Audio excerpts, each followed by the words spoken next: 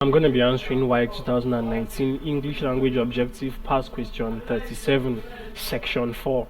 Now the instruction is: from the words lettered A to D below each of the following sentences, choose the words or group of words that is nearest in meaning to the underlined words as it is used in the sentence.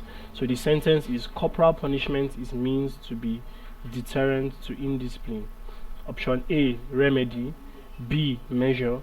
C, discouragement. D, prevention. So our underlined word is deterrent. So what does this word deterrent mean? Now deterrent means serving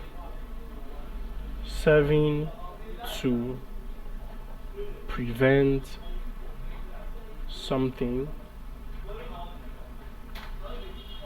from happening.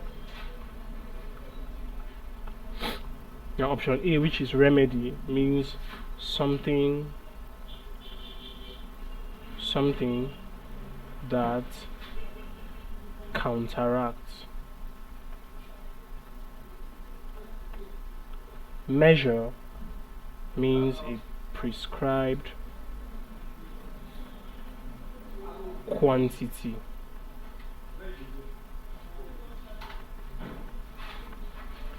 C, discouragement means to dishearten or lessen courage. Now D, prevention means obstructing or hindering.